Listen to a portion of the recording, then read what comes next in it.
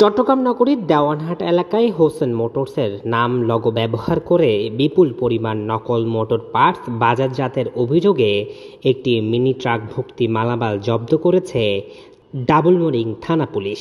Hossain মোটরসের manager Mohammad Ferdous গোপন সংবাদের ভিত্তিতে জানতে পারেন একটি চক্র চীন থেকে আমদানি করা এমকে ব্র্যান্ডের ব্রেক প্যাডে হোসেন মোটরসের নকল লোগো ও হলোগ্রাম ব্যবহার করে বাজারজাত করছে।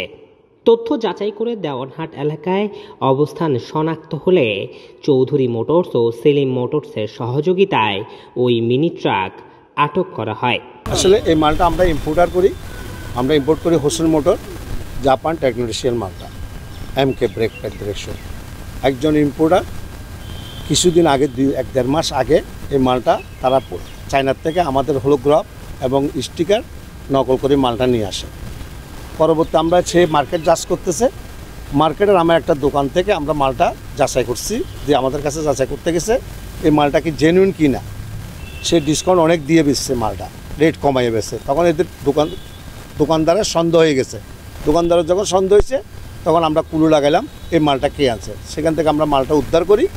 উদ্ধার করার পরে ইম্পোর্টার আমাদের সাথে একটা নেগোসিয়েশনের মাধ্যমে আসলে আমি আর ইম্পোর্ট করবো না, এই মালগুলি আমরা স্বইচ্ছা আমাদেরকে মালগুলি দিয়ে দেওয়ার পরে আমরা মাল নিয়ে যাই আমাদের সিস্টেম মধ্যে আমরা এগুলি ডিস্ট্রে করার জন্য রাখছি। আমরা একটা মালও আমরা বিক্রি করি নাই। হ্যাঁ, প্লাস ওনারা কী করছে, বিভিন্ন চাপ সৃষ্টি করে বিভিন্ন রকমের পলিটিক্সের হাস্ত্র নিয়ে থানাকে হেফাজত করে সে আমাদের থেকে এখন রিটার্ন চাচ্ছে।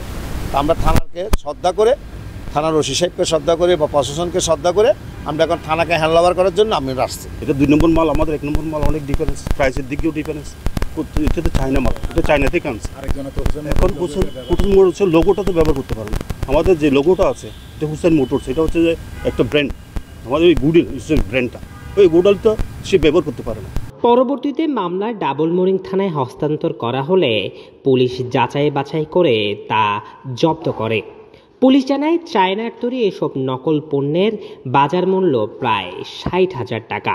অভিযুক্ত ব্যবসায়ী মোহাম্মদ সাইদুল আলম 1 সপ্তাহ আগে এসব পণ্য আমদানি করেছে বলে জানা গেছে। এই ঘটনায় থানায় একটি সাধারণ ডায়েরিও করা হয়েছে। মামলাও প্রক্রিয়াধীন রয়েছে। হোসেন মোটরসের পক্ষ থেকে প্রতারকদের বিরুদ্ধে আইন অনুযায়ী সর্বোচ্চ শাস্তির দাবি জানানো হয়েছে। নিউজ ডেস্ক, দৈনিক আজাদী।